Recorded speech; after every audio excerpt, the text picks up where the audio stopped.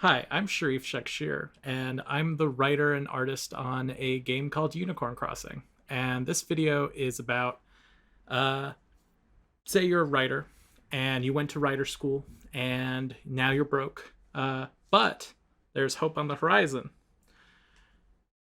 Video games are a paying market, and in a market that is decreasing its value on writing. But the problem is in between your creative writing workshops, no one taught you how to write for a video game, even though you procrastinated on your short story submission while, playing Mass Effect. So, what do you do? This is not a skill that they've covered in school, and it's absolutely necessary for the market. And now someone comes up to you and goes, "Hey, you're a writer." And you're like, "Yeah, that's me. That's what I do." And then they're like, waiting for a motorcycle. And so someone comes up to you and they're like, "Hey, you're a writer." And you're like, "Yeah, that's what I do." And then, they're like, "I have this job that is based in thing you're passionate about." And you're like, "I like things that I'm passionate about." And then they're like, "But so do you know how to write for games?" And sadly, the answer is no. And you don't want to leave the money on the table, so you say, "Yes, yes, I do." But now you're on the hook, and now you're desperately looking for YouTube videos on how to survive these things. Most likely, most modern game companies are either using, for their dialogue branching, either Twine or Yarn Spinner. These are two of the major ones. These are the ones I know, so these are ones that I may do a video to explain. Right now, we are specifically going to focus on Twine. And if you are looking at YouTube videos for how to look at Twine, you might be in a similar spot I was in several years ago. And I could not get any of it to work whatsoever. And I will get you around some of those obstacles, and we're going to get you to trying to survive your first couple of days with Twine until you can learn the rest of it. And most likely, everything I teach you in this video will probably be like 100% of your job, with a few exceptions. But I'm going to teach you also how to find what to do in those exceptions. It's going to require you to be a little bit, resourceful to be able to read the guides and figure out how to fill in that gap. But what I'm going to show you should get you through an entire games writing job. I am just coming off of a games writing job, and I did not use anything more than what I'm going to show you. These things are very basic. So let's get into it. And I may or may not be making this video because I'm trying to get writers in a job that is not right for me. But I'm trying to get writer friends for whom this is a great job for. But what's bothering me is that I know these great writers who can tackle this subject, but they don't have experience in Twine. They don't have a writing sample in Twine. And this is very easily overcome. But the way the internet teaches it, it's very complicated and convoluted and long, and it doesn't need to be. This is the Twine website. It is twinery.org. You may download it for your various operating systems. I don't think there is an operating system here that you could possibly have that they don't have a version of Twine for you. And even if you do, you can actually use it online in your web browser. So that's tight. So I don't recommend using the online version. The only times I really use the online version is when I am comparing two documents, because the Twine tool, the Twine editor, really only lets you open up one document at a time. And one hack around this is that if you have multiple screens or what have you, and you're trying to copy a code or make sure you're keeping your variables consistent between documents, then I would import the other Twine document to the web version, and then I can dual screen that way. So keep track of twinery.org. Don't just download the utility and peace out, because it is still useful as you're going. But download the latest version. I am not going to walk you through the download. If you need to be walked through the download, this may be way harder for you, and it might you may need a bit more tech skills before considering going this far into games writing. And so now we have Twine. This is the Twine editor.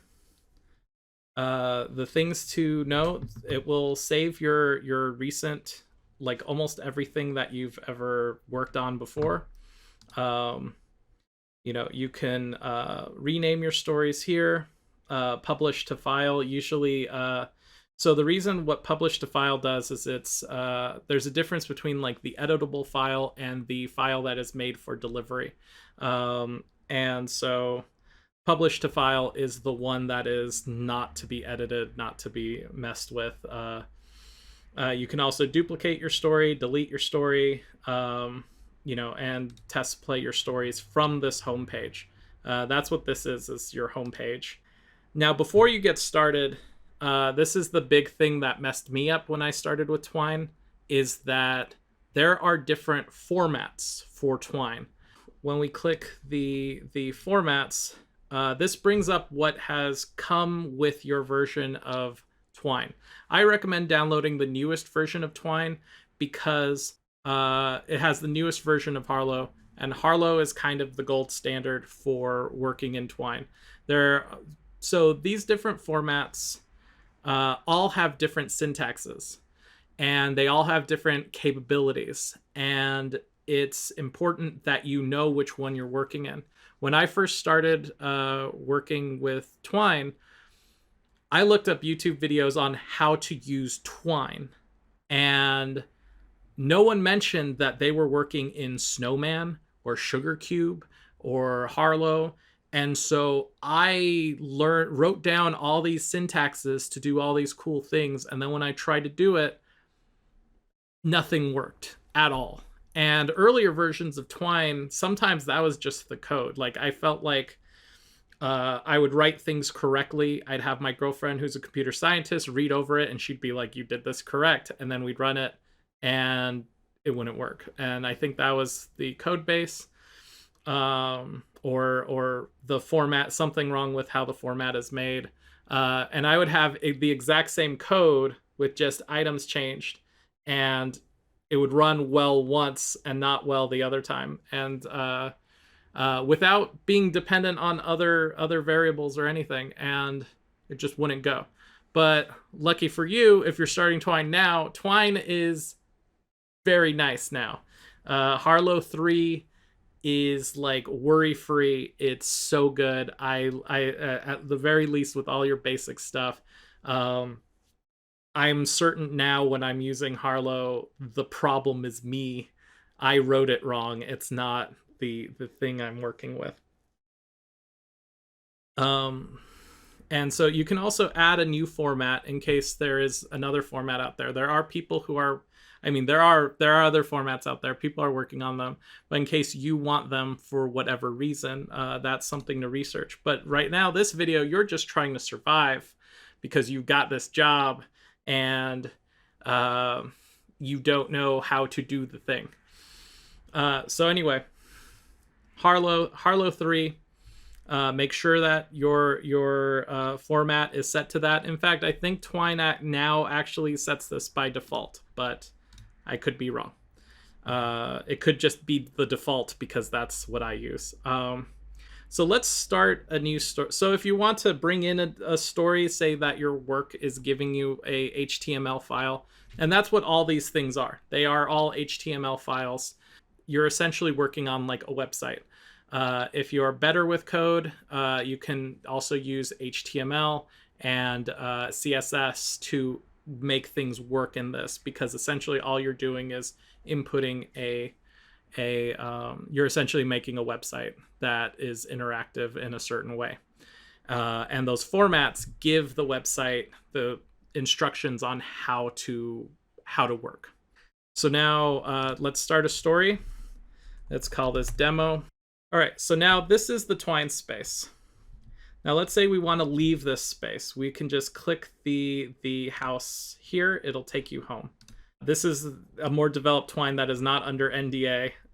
This is mine. I own it. And so this is something to kind of expect what it will look like when it's finished. You have, and this is not even finished. This is like a third of the way through. So you will have your starting square, and that's what most of this is just a network of squares. And your starting square, and then you have these little paths that will point these arrows to show where these squares connect and how they are interrelated with each other. So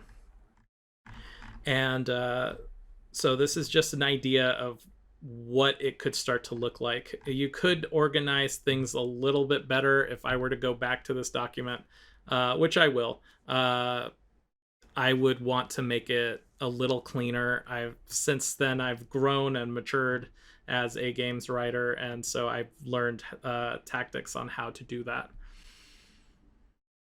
Let's see. So let's go back to our demo.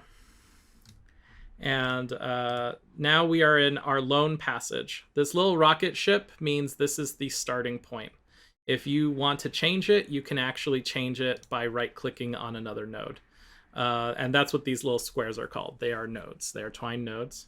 And as it says here, if you double-click this passage, you can edit it. And that's the default text that you put on there. Passages need a title up here. And so we're going to say, we'll call this bedroom, right? And now this is new to the newer versions of Twine and to the newer version of Harlowe, is that this toolbar, like, you guys are being spoiled here, because in order to make it bold, we had to memorize how to make it bold. Superscript, change color. I'm not sure borders, but the guides will actually show you like what everything is done, what everything does. You can have headings, lists, a lot of basic formatting things. You can link. This is to make a conditional statement. Oh wow, I've actually not used this, but they seem to have optimized this pretty cleanly. That's nice. But I will not be showing you that because I do not know it. But I do not know it, and I do not trust it, but I will show you more basic things. Right now we're just going to work just in text, and the text will display as it is displayed. So you can be like, you in your room, you are naked, right? So now you're in your room and you're naked, right? And then normally the format would be like the character name, sometimes all caps, and then you go, and this would be how to notate dialogue. It's like Shakespearean play format, just like name, colon, and then, or I'm naked, right? And then with this we can do so now say we want to do some of the formatting. Now you can highlight it, hit bold, and then it will put in the notations for bold. There's also a lot of redundant notations. So here, if I put 2 asterisks, oops, oh no, it is the 2. Oops, it's been a bit since I needed bold. Okay, so anyway, so those two apostrophes are will make it bold. Asterisks on each side of the thing will do italics. Another form of italics is 2 forward slashes, and it will italics everything within their brackets. So treat these as if they are open and closed brackets, and you do need to close your brackets. That is going to mess you up in a lot of Twine. Is every time you open up a parentheses, you are going to need to close it. That is first rule of computer science, I guess. You need clothes, and then go check closet, right? Okay, so I did something without explaining it. So in order to make another passage here, you can click here and click add a new passage, and we'll say, you know, we can call this clothes selection, right? Now these are not connected because they need a hyperlink to connect them. But let's say we want something, you know, let's say before we go to the closings, before we go to picking our clothes, we want to go to the closet, right? And so to create a link, the easiest way to do it, there's a lot of redundant ways to do it. That's the key to Twine, and sometimes some are better than others. So the best way, or the easiest way, default way, is 2 open brackets and then the name of a passage. So then we'll say closet, and it will actually give you, to try to keep your names and links accurate, it will actually it will search all your other nodes and tell you what's available and give you a chance to select it if you want, and it will auto-complete the rest. As it gets very large, you're going to find that it only gives you a few key choices, and, you know, maybe yours is, you know, off the list. What you don't actually have to start typing the first word. It doesn't have to be in order. So if you say, so if I typed, instead of close selection, I just typed selection, I could then pull it out. Well, let's put in closet, close these brackets, and now if we close it, and actually when you close this square, that's when Twine will save your document. There's a folder in your documents in Windows, and then that is then your Twine HTML files as you go. And so this is so if you close it, now it will save everything that we have up to here. And so now it created the closet, which was the link we typed in before, and it's showing an arrow showing that there is a relationship to the closet and the bedroom. Now let's say the whole point is, okay, so now you just want text that's like, you open your closet. And now let's say close selection doesn't really seem like a real legitimate choice, but like you know, it seems awkward. You know, do you tell somebody like, oh, I'm going to select close selection? So now the next thing is masking your links. This is very important. So masking your links works very similar. So then, but what this does is it presents a link to the player that says something else than the node title of where they are going, where you are sending them. So let's say you check, or because this is going to be a option for the player, so we'll go check out some sweet threads, boy with an I. And so if I just close it like this, I would create a new square, and then and we won't go to close selection, because for whatever reason we need it to go to close selection, where that is what it is called. Sometimes the reason for this is you have several squares pointing to one location, and the name may make sense from one location that it's coming from, but it may not make sense from the other squares that are pointing to it. So that's where masking links really comes in. So the format for it is it's exactly the same as the normal link. but then you just put this arrow to say this is actually pointing to clothes selection. I'm gonna intentionally mess this up, and so now it's pointing to the wrong. Now it created a new thing, just like with the old one. So sometimes what you might want to do is copy and paste the name, and now it will point correctly. Or another way to do this is to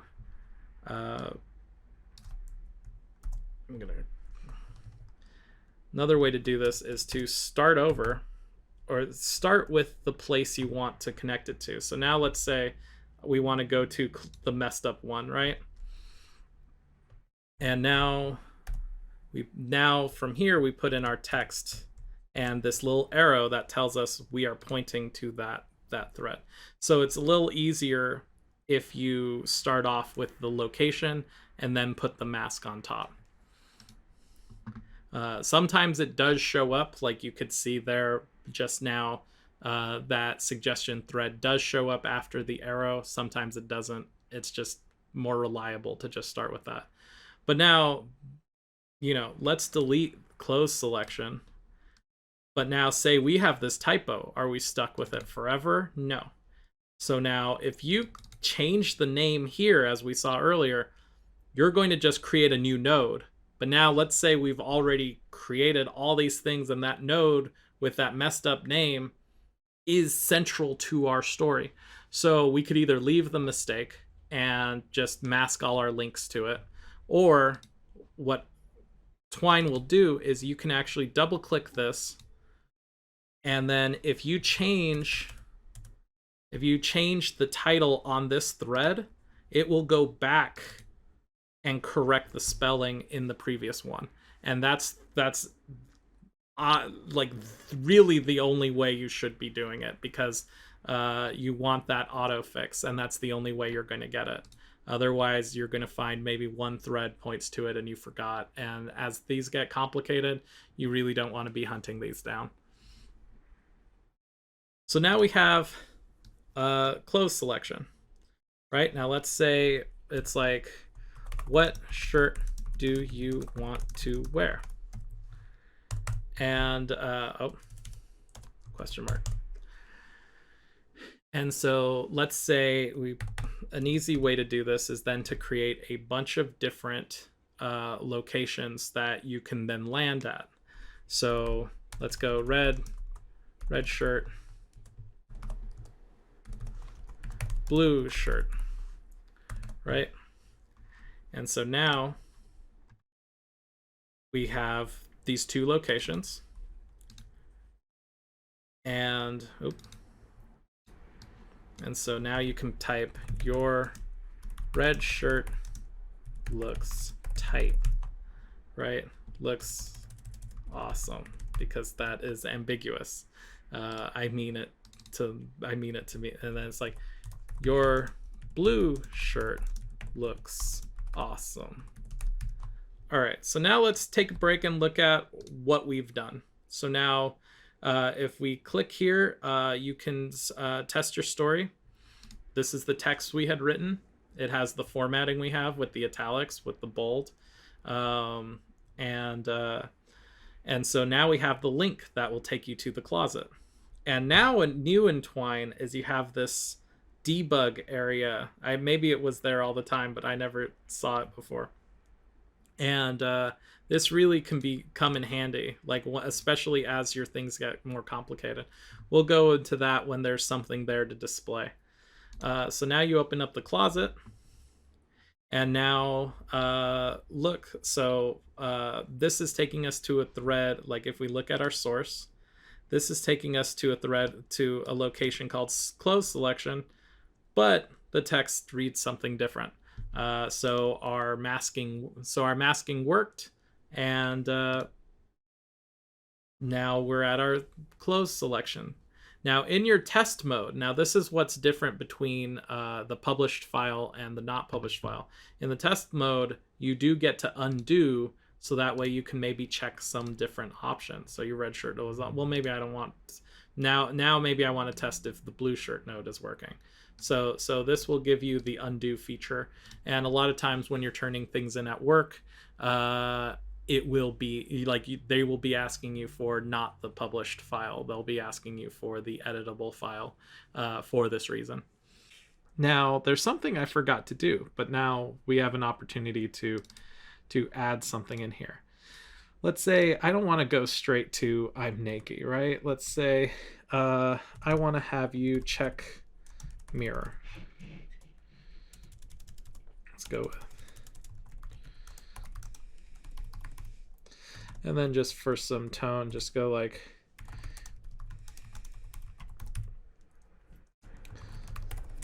you feel a draft, something is off. Right, and now we have check the mirror. We'll take this bit. And now we add this. So now you are naked, and now you have some clothes, and now this is the path we go. Now it's nice and good that we go through here, like we wake up, we check the mirror, we check the closet, and then or check the mirror, discover we're naked, then check the closet, and then you're selecting what to wear. Now then you select your option, and it essentially just reads, you know, you on your blue shirt, and we'll do that for the other one, for red. Now that's great and all, like we're displaying text, we're doing links, we're masking links. That's, you know, only so useful, despite being the most, pretty much what you're going to be doing most of your game writing. But now let's say you want to do something else. Let's say you want to check yourself, check the mirror, right? Now let's mask this, right? So we remember it's sort of this like forward arrow. Then you go check the mirror again, right? And so now we have this masked link. Let's put it in the red shirt. And now we have this sort of structure here.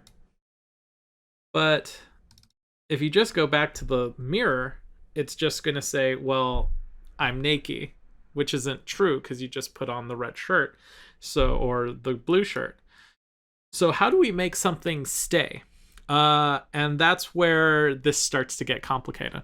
So in order to make anything sort of last longer than just the text printed in the box, which is, you know, the text printed in the box is fine and good.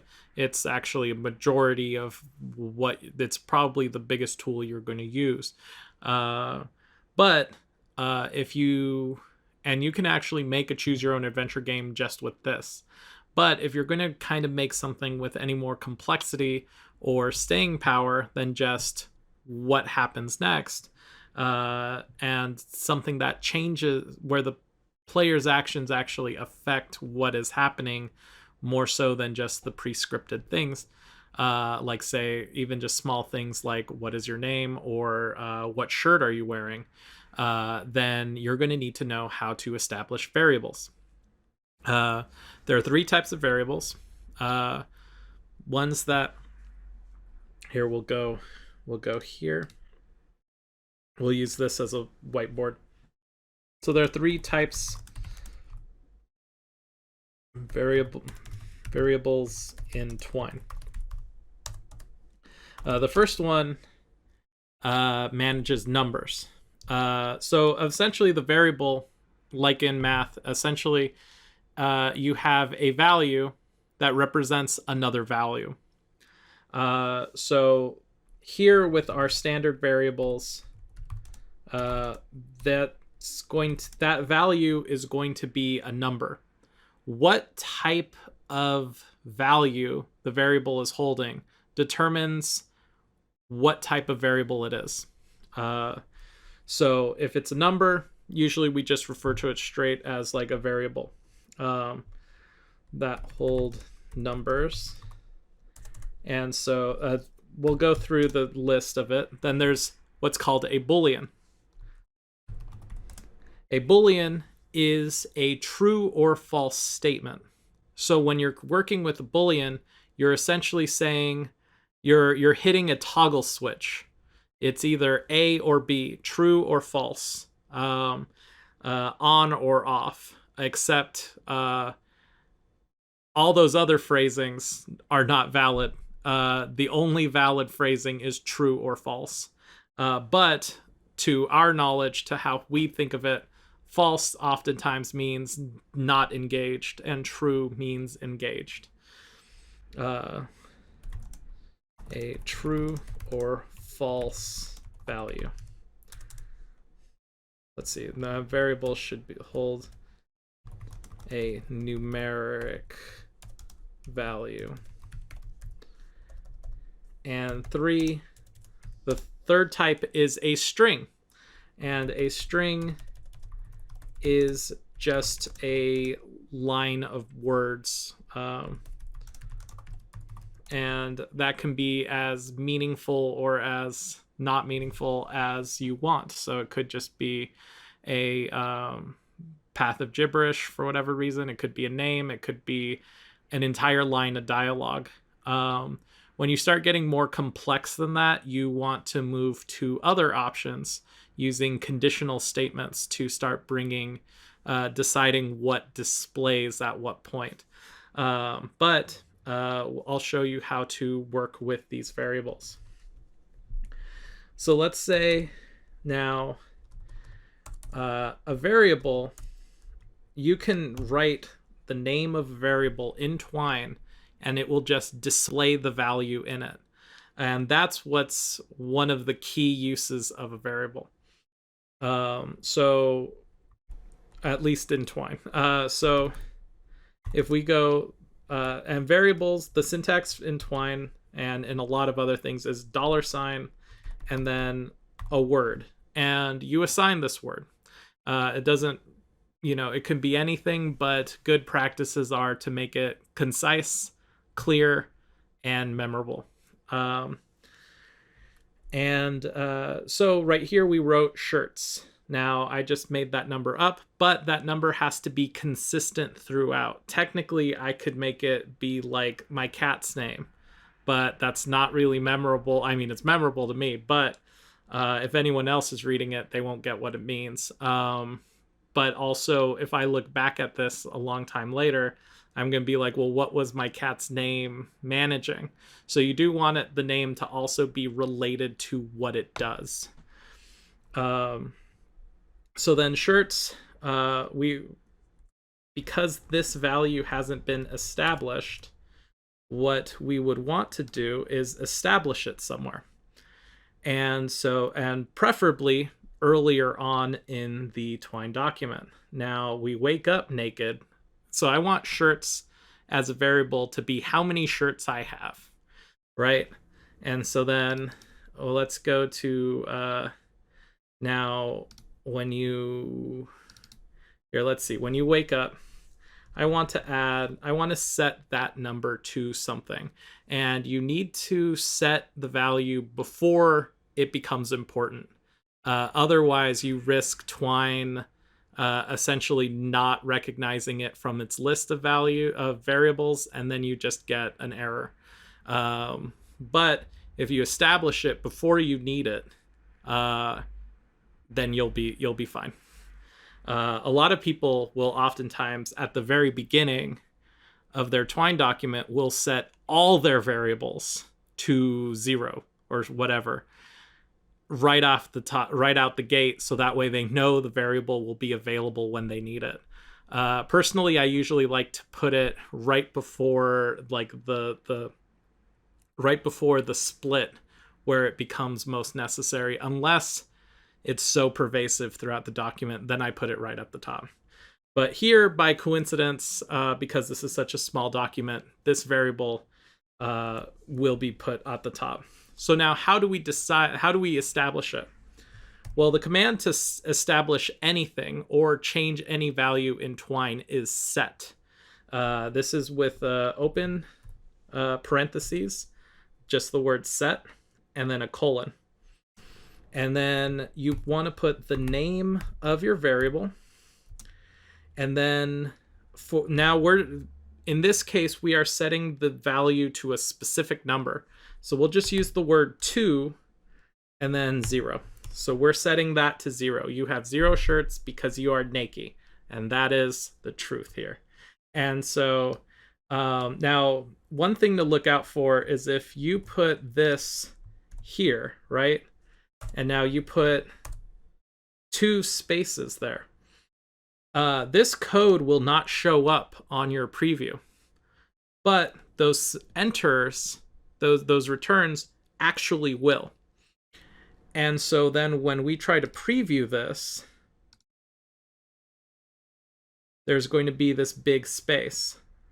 So, I need to let you in on the secret. There we go. So then when we preview it, there's this huge space there. And you usually don't want that. So most people will put it at the very top or at the very bottom. And that way it does no harm to your spacing. There are a couple of other tricks as the variables get more complex that I will get into for how to avoid that spacing. So now we're here back at the blue shirt. You have your variable number. So now this is going to show, let's say you have this many shirts, right? Now this is going to become a bit of a problem because plural shirts. So we'll have to deal with that later with additional code to make that S if you really want it to be more. I mean, you could definitely get around it by just saying you have so that way it's you have 0 shirt, parenthetical S, right? A shirt or shirts, right? You could definitely do that, but if you want to have a more immersive experience, then you want to have some sort of code where you'd say, well, we'll get into conditionals later, but for now we'll go with this and we'll clean up this document as we go. Now, let's say, okay, so now you put on your blue shirt. Or let's say now we want it to be recursive, right? So this is something you can actually do, is point a node to itself. So that way you sort of recycle this thing. So let's say now if we play this now,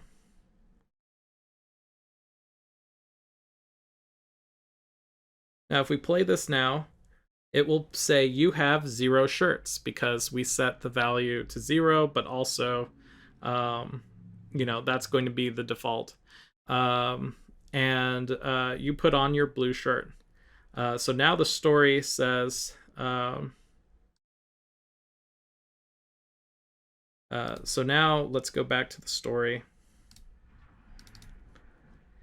And so let's say,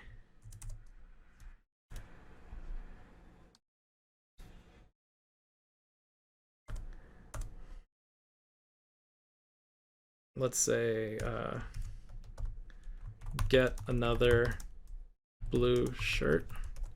And so now that's a masked variable or a masked link, and that will take us right back to this location.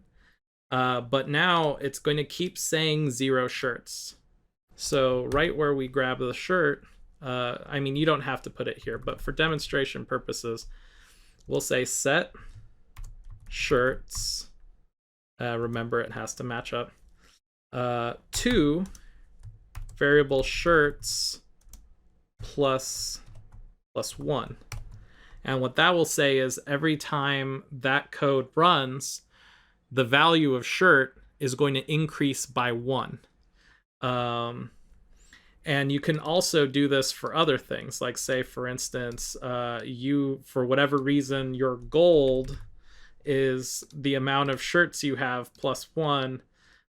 You can actually modify a variable with another variable's value.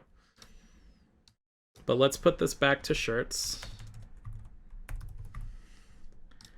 And then let's run this.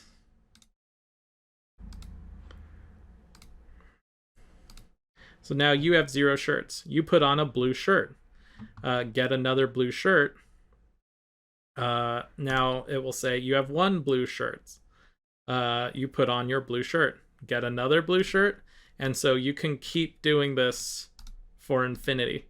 And that's one of the uses of variables.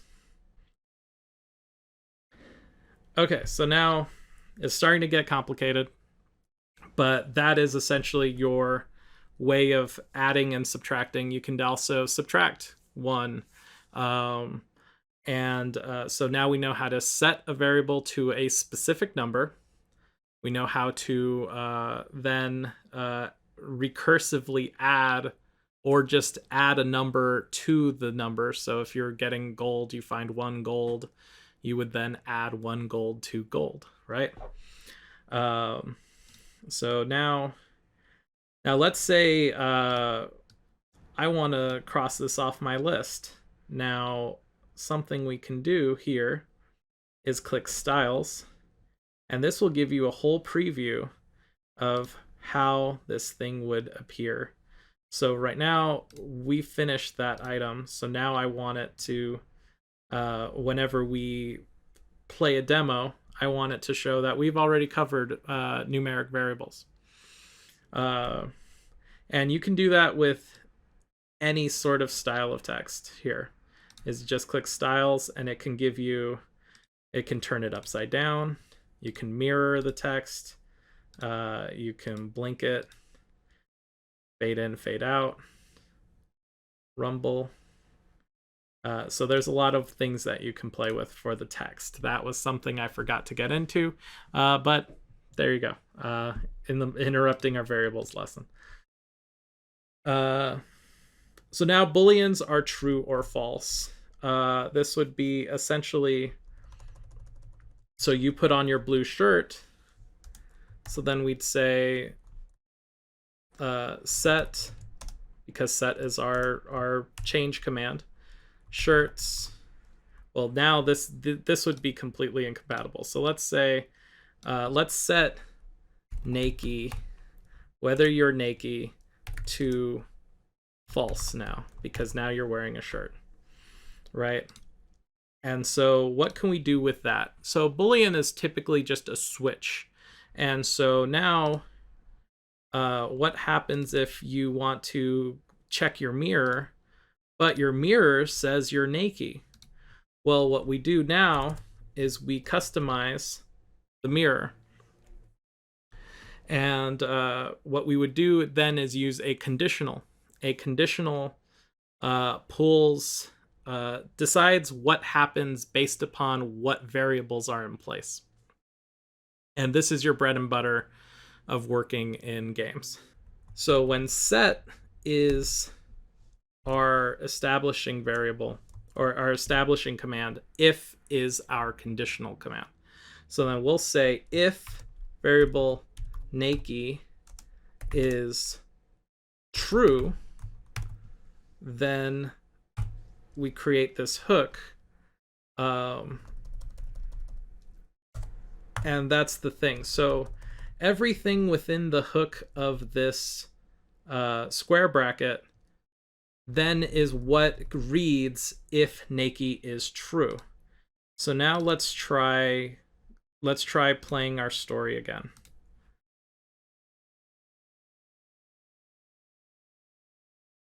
So now something is off. Check the mirror.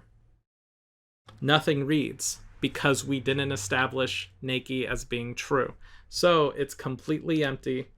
And now we need to fix that to establish that code. So now adding to one of our beginning codes that we are setting, we need to set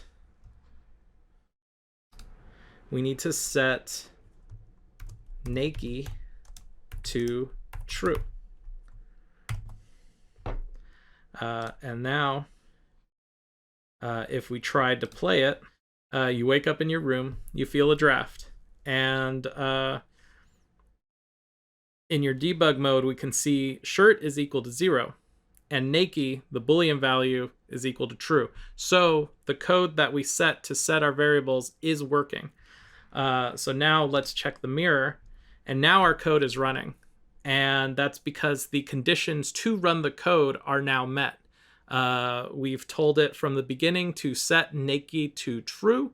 And so now when you go to look in the mirror, you see yourself as Nike. And that's essentially the logic here. But now let's say you put on your shirt and your blue shirt, and now you want to check yourself out in the mirror. Now, because we set Nike to false when you put on your shirt, then the code will run empty. So now, if you have other options, this might get a little more complicated. But you just have to know how to survive your first day of work. So the next part you do is an else statement. So because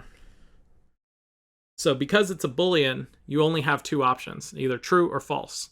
So a conditional statement, you essentially say, if this condition, a conditional statement using a Boolean pretty much has two options. If this is true, or every other scenario, which is also if it's false.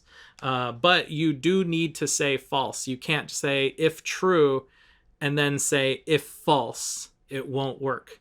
You need to have an else scenario. And so else here, and you have these hooks, and this is a good habit to get into, is to close off these hooks right when you make it.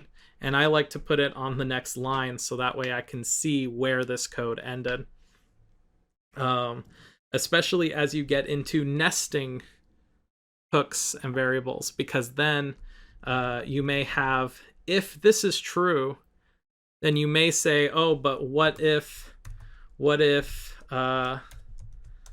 shirts is 2, right? Then you have yet another set of variables here. And so that way you can keep track. And then after you do that, you'd also need a, we'll just say else here. Even though this could get more complicated, I won't go that far yet. And so now you're nesting these things. So so it's important to keep track of which brackets are closing which bit of code, because if you don't close the bracket, it will give you an error. And so let's remove these because that was just for an example. And so now else case,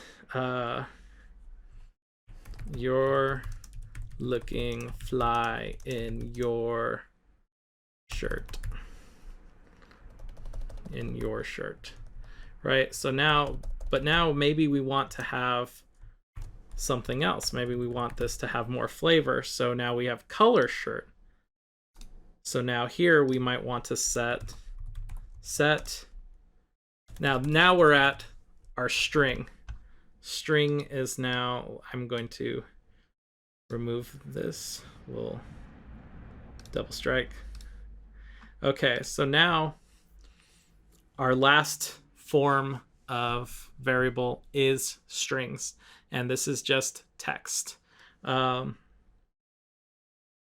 And this could just be any word. And so now, since we are in the blue shirt category, we also want to set color to blue. And the way with strings, you want to put them in quotation marks. So set it to blue. And there you go. And so now let's run a preview.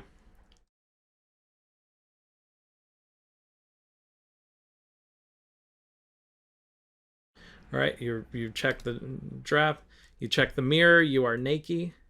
You go to the closet, you want to check out some sweet thread, boys. Why is there shouldn't be a, I mean, I guess it's talking to the boys anyway. And then you go to blue shirt. And so now we see in our debug mode, we're seeing these variables come up. It says the string color, the color variable is set to true, or set to blue. Naked is now set to false, and shirt color number is equal to 1. And also our styles here telling us where we're at in the lesson is showing up. So now let's check the mirror again. You look fly in your blue shirt. So now the color blue is playing out. So now we've used all types of variables. We've used our number variable. We've used our standard variables, which hold number values. We use booleans, which are true false values. And we used a string, which is a text value. Now there are more complex ways you can use all of these, and you can just go, I don't really remember that off the top of my head, so I'm gonna go look up the Harlowe guide. So what you do is you look up Harlowe guide on Google, and then you go here to the neocities.org, and this is all the documentation, and anything you need to look up, you can look it up here. And after you've gotten your first day of the job, you should start reading this and trying to memorize it, or not memorize it, but understanding as much as you can as you need features. It's important to just know what features are there, so that way you know what you can do with Twine. So now let's put a link here. And this works better if you kind of isolate it onto its own line in your conditional statement, because then Twine can recognize it as a link a lot easier. So now let's say you go hottie, right? Go meet some hotties, right? Now you can't go meet hotties when you're naked, so we put this in the else case, and that's how you go out to go meet hotties, right? And we'll just leave that link named that, it doesn't matter. So now we have this way. So now in order to get out of this loop, you have to get clothes on and go meet some hotties, right? Let's see what the hotties' reactions are to you. So now we are going to work with our shirts variable. So conditionals, the macro or the command is if, right? And so the variable that triggers it is shirts. And let's say is, since there's no possibility to make it to the square if the value is 0, making you naked, then we don't even have to code for 0. It's an impossibility with how the code is. So we will start with being concerned with 1. So if the shirt is 1, open bracket, close bracket, then the hottie. Now, before we get into this, now let's say I want the hottie to establish the hottie in the scene. You're walking down the street, you see a hottie, they notice you too.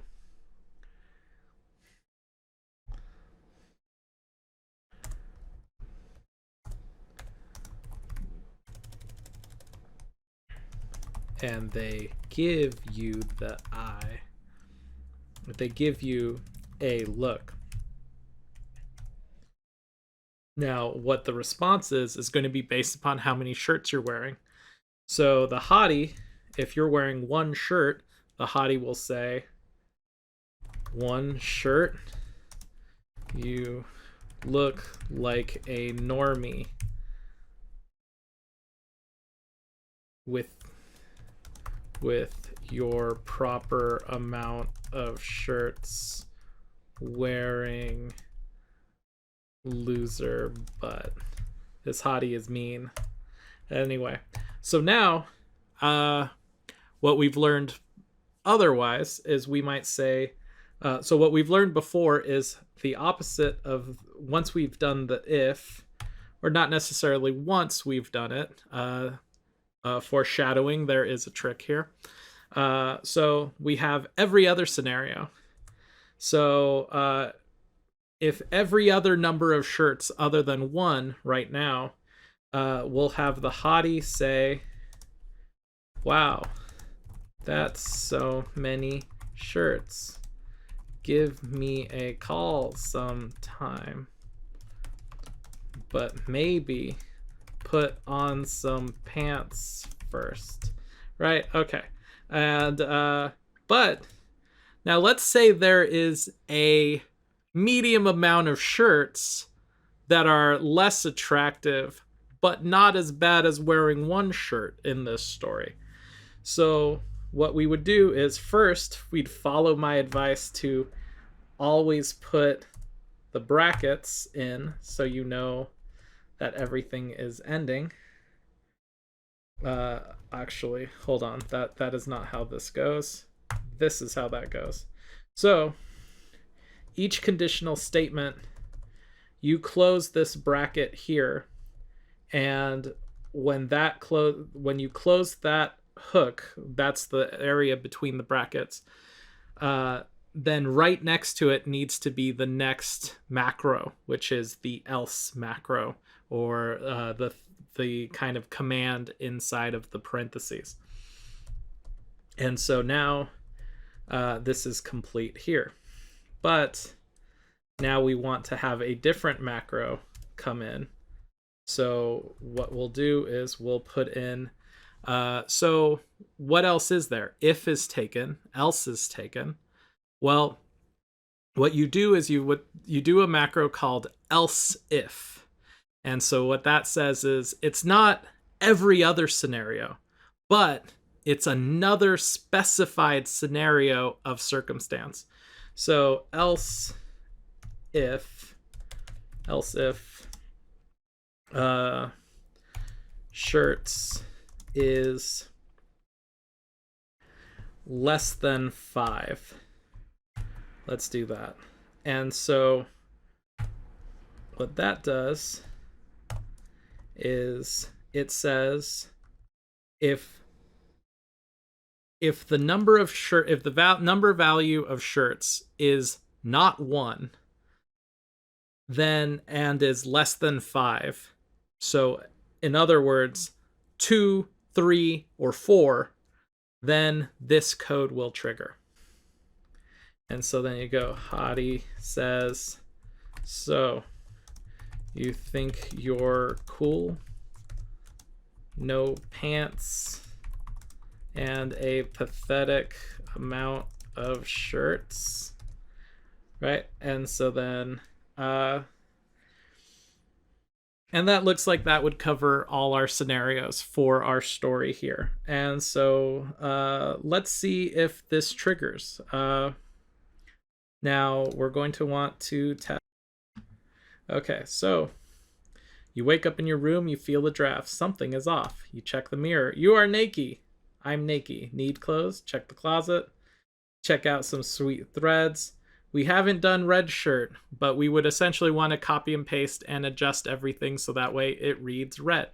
But we're going to go blue because that's where we've been coding so far. And so now we have 0 shirts, but we did add 1 by entering into this field. So what we'll want to do is add another blue shirt. Add another blue shirt. So now I believe our actual number is at 3. Because 2, and then the code to add a number is actually beneath the number that says you have this shirts. Right? So now what we want to be looking for is, now we want to go to the mirror. Okay, now we have a shirt on. We're no longer naked, which means we have unlocked hotties. So so far everything is working as it should. And so now you're walking down the street, you see a hottie, they notice you too, and they give you a look. This is all outside of that code. It says, so you think you're cool? No pants and a pathetic amount of shirts? That's exactly the line of code we wanted to run there. So this seems to be working. The else is pretty solid. The initial if is also pretty solid. Let's actually go through it again. Blue shirt. Okay, so now this is saying the shirt number is equal to 0. I guess this was when it started. I believe our shirt number should be 1 when we leave here. So let's check that. Let's go meet some hotties. Okay, yeah. Even though here it says the number is 0, I don't know why that's, because it's actually triggering the 1. So, oh no, shirt's number is 1. Okay, shirt. Okay, so now I made the mistake I told you not to do. So somewhere in here I wrote shirt singular and not plural, probably at the very beginning. So that's giving me a wrong number. So I need to erase that boolean, or that variable, because apparently everything is working fine without it. But things are, but it's taking up space and it's cluttering our code. And you may look at it later on and think that is the actual variable name. So you'll want to kill that somewhere. But here, shirts, the string number is 1, and 1 shirt, you look like a normie with the proper amount of shirts wearing loser butt. Anyway, so now we can go back and let's see, let's get another blue shirt. And blue, let's get more than 5. Okay, so now we're at 6 for sure. Check mirror again. Go get some hotties. Wow, that's so many shirts. Give me a call. But maybe put some pants on first. Now it's working. This is perfect. Now we still have one more issue, that now that we know conditionals, we can actually fix this thing, which here you have variable number shirts. Now we need the S grammatically for all shirt numbers except for 1, and that is the number 1. So knowing conditionals, what we should do, I'll even get rid of the punctuation because that might actually help us. So without creating a space there, because the space will show up and then you're going to have this weird like space S. So you want these all to be touching up against that T. So we'll say if as our conditional value, shirts is 1, right? And then now we create our hook, and you can do it in line. You don't have to break the line, but that you don't have to put enter or anything like that. In this case, we can't do it. Otherwise, it will disrupt what we're trying to do. But in terms of this, like if you do make spaces like this, Twine will shorten it up, but for the most part. But right here, because we're trying to put in like a letter in the word, we want it all to be in line. So if the shirt is 1, we don't actually want it to print an S. So we'll just put a period there and end the sentence. Else, every other number in the universe, we want it to say S, period. And now we can test that. And if this works, then you are essentially equipped to survive your first day at work. So let's see. So now we're checking the demo. Closet, sweet threads, blue shirt, right? And so you have 0 shirts, right? That's correct. 0 shirts. That's right. We're good. That is an else case. Now get another blue shirt. You have 1 shirt singular. That works. Now get another blue shirt. 2 shirts, 3 shirts, 4 shirts. This works. So now the grammar is right based upon the value of the number that we have. You can absolutely change as much or as little of the text as possible. You can add dialogue based upon whether a character is alive or dead.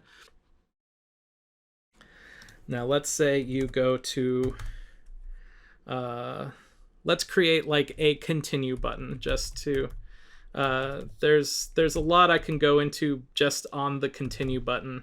I will not for this because I'm just trying to get you to survive your first day. And so now you have continue.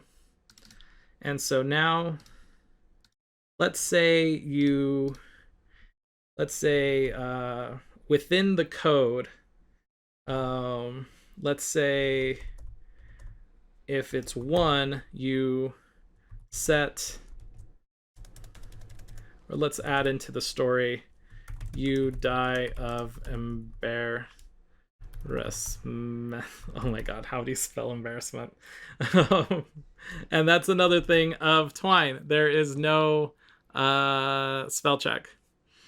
And so you die of embarrassment. Right? And then now here you go, actually let's say that's the only thing that happens, and only in that scenario. And so we want to also set code within that code that's running. So we go set, alive equal, or let's go with set dead, because it's so much easier to trigger things with a true variable than a false variable, though they've kind of fixed that in Twine, so it's not that big of a deal. But we'll just go, you know what, in that case, let's go with set alive to false. So we'll go with a boolean here. And now the continue button, we'll just say, normally I wouldn't do a continue button to a block named continue, but to the masked link would say continue, and it would go to a named passage, because otherwise, because you can only name each node the one thing, and so you'd end up with several things named continue. So it's like you hang out, and then we go if,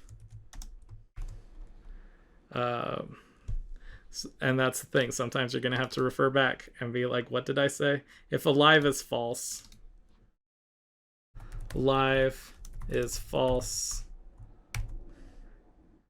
then you go as a spooky ghost. As a spooky ghost, you float around mourning your existence. Judgment Day won't come soon enough. Woe is you. And then you close that bracket, and that highlight shows that it is closed and it is a part of this section. And that's your game. You die of embarrassment, or you just hang out afterwards. Not the best Twine game, not the best thing, but it does cover almost everything we need. There is one last thing that we need. So what happens if you want to set a variable and you want that variable set by a command that is you clicking the button? Here we go. Let's call this the afterlife. Right? And now you're going to choose your afterlife here. Now I don't remember this ever off the top of my head. So we're going to do what I advised you to say, which is, I don't remember. I need to look it up because I don't remember it off the top of my head. So this is where learning the manual helps, because this is an open book test.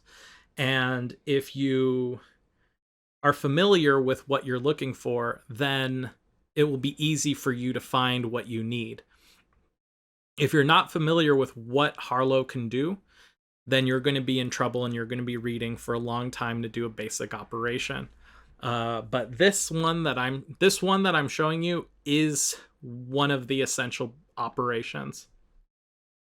So let's scroll down, and they're put in categories very nicely. These are all the macros, and they're usually grouped in types of things. So let's see, and see, you can look just from this. You can do a lot of stuff in Twine, especially in Harlowe. But what I'm just showing you is how to survive. And actually, what I'm showing you is most likely all you'll ever need, depending on the nature of the job. Unless the game itself is the Twine document, you probably don't need any of this. If you're working with a Unity engineer or a real, like a software engineer implementing this in a game engine, then and mostly you're just using this for dialogue trees, then this is pretty much all you need. So let's see. Links is what I'm thinking of. Link go to is the structure I need to remember. And so the way link go to works is, this is the macro call. And then this is a masked link. The seller here is the node that it would take you to. And then this first thing in quotes is what you show the player as a link that you can click. And then after this parentheses, you can add a hook just like the conditional macros. So we're going to want link, I believe it's hyphenated. Let's double check. Link go to, yep, hyphenated. Go to, right? Now it recognizes it. So see, when it's not classified in there, then it gives you an error. But when it's right, then it says that like this is the thing. So now let's double check again to make sure we're doing it right. Okay, so yep. So what we need is a quotation, and this will be reincarnated. And this will be this is where we're going to, so that will be the afterlife. Again, sometimes it doesn't recognize. See, there we go. Okay. Oh, the afterlife. Let's grab this title.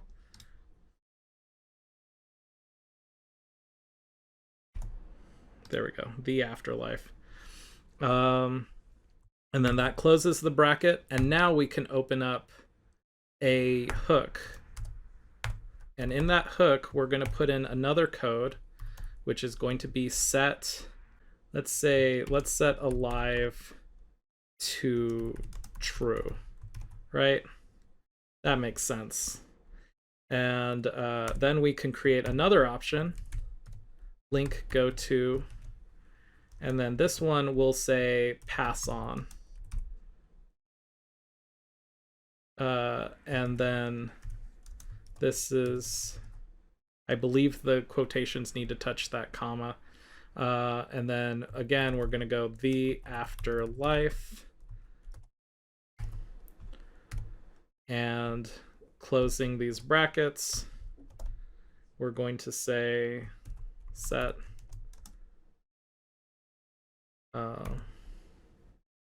alive to false, right? And so and actually we don't even need to set alive to anything because we may already be dead. So now we want to block off you being reincarnated, or we want to block off you taking any of these choices if you are currently alive. So we can then say if alive is true, or no, if alive is false, then run this code. And if not, you hang out and it says you have a cool day. And so this would be your ending if you don't die of embarrassment. But if you die of embarrassment, then in the afterlife, and that's another thing, is those link go-tos don't create this line. So if you're working in a place where people do need to keep track of those lines, I usually put a note here and I just say note link below is just to draw lines on the grid, and then you just create a link here just to draw lines on the grid. And so now if alive is true, which means you were reincarnated, we'll say you're a happy puppy now. And then else, because it's a Boolean and there is no other options, because it's either true or false, and writing it as false is bad form. And I think it gives an error. I don't know if it still does or not. But if you pass on, you see a bright light. It is fire. Oh no. And there you go. And then that's sort of a bad ending if you die of embarrassment. Otherwise, you just have a cool day. Yeah. And that will, let's see. And so then when you click this link, even if you're, so how our code goes is if you are dead, you trigger this code. And actually there's even a redundancy if you look at it here, because we have this code up here saying if it's false, we could just open this all back up. And because we have all this text under alive as false, now we can just have it all trigger here. The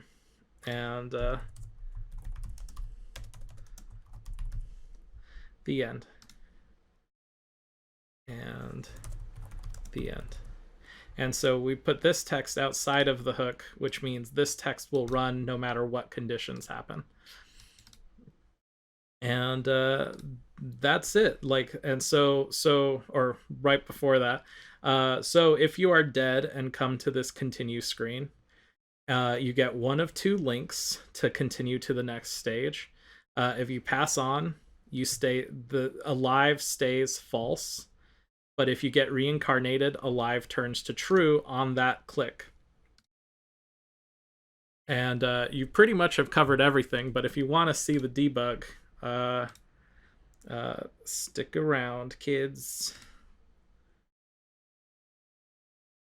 All right, so you wake up in your room. You are naked. Open to your closet. Check out some sweet threads. Let's see. You die of embarrassment if you only have one shirt. So I believe shirts in this is already one. So I don't want to get another blue shirt. I don't want to get another blue shirt. I want to check the mirror again. You're looking fly. Now our hotties, now the hottie says you're wearing a regular amount of shirts like a loser butt, and you die of embarrassment. And then you hang around as a spooky ghost. You float mourning your existence. Judgment Day won't come soon enough. Oh, so now we have a problem here. This is an error. You have a cool day. The alive ending is printing. So now we need to go back into Twine and turn that off. So what we do is add an else condition, open bracket, and close bracket, and that will now fix it. So let's try again.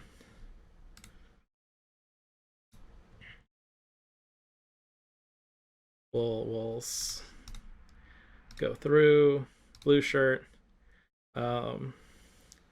We just want to go check the mirror. Hotties, you die of embarrassment. And now that text is gone. Now we can choose, let's be reincarnated. And you are a happy puppy. Or now we're seeing a problem. It's saying there's nothing for this to be an else with. So what did I do here? If alive is true. So now there's a problem because now it seems like it is not.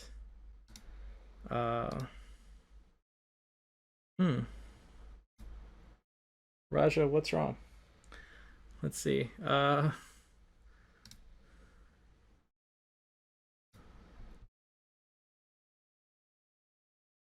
This was the problem. It was typed as this, and I need to type this. So now it registers. Now it will register it as a thing. All right. Naked threads, blue shirt. Check the mirror. Hotties, die of embarrassment. And now you can be reincarnated. You see a bright light. It's on fire. Oh no, something went wrong because be reincarnated is now playing the pass on text. Both of these are playing a pass on text. So what's happening is there's an error in how we wrote the link code. So I made a mistake, and that is that the link that I needed is not link reveal or not link go to. This is what I thought it was. I needed link reveal go to. And so this is a convenient combination of the link reveal and go to macros designed to let you run commands like set just before you go to another passage. This string is the link text. So now, here we go. Okay, so now we need to go back in here and we need to change which macro we're using. So the macro we need is link reveal go to. Link reveal. All right, so now it's giving us a green light. Link reveal go to.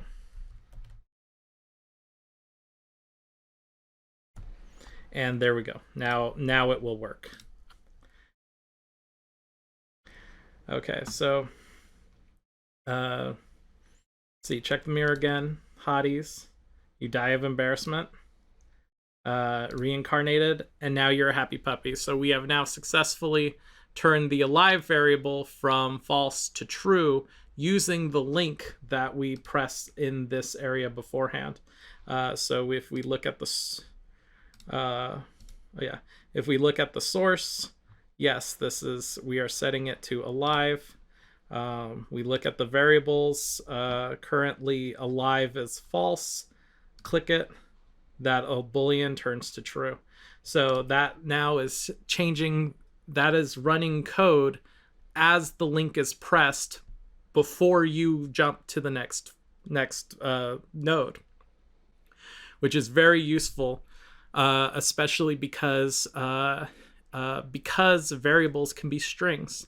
And so if you want the first thing said in the new thread to be related to the thread that you came from, then you set that string in the link, and then the person comes in and says, a witty comment based upon, like, so say if you have a sword fight, then you click the link and you can have it say your character puts the sword away, or you can have it say the character put the gun away, the character put whatever away. And I'm planning to do, life is hard, but I'm planning to do a video that is best practices on making Twine files for games. Yeah. So we have downloadables. If you go to our website, link in the description, we have a quick reference sheet. It's a one-page front and back printout of all the macros and all the syntaxes that we talked about.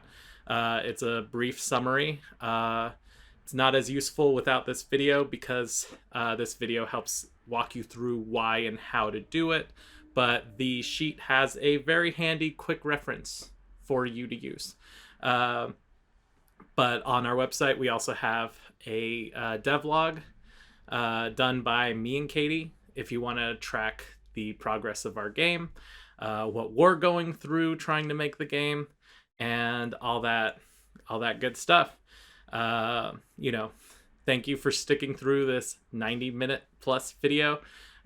We figured it was better to just go through one straight lesson instead of having like each individual point interrupted, having someone tell you, smash that like button, and it's like 10 times. Do you really want to go through that? So yeah, just one cohesive lesson. I hope you enjoyed it. I hope I didn't drive you crazy.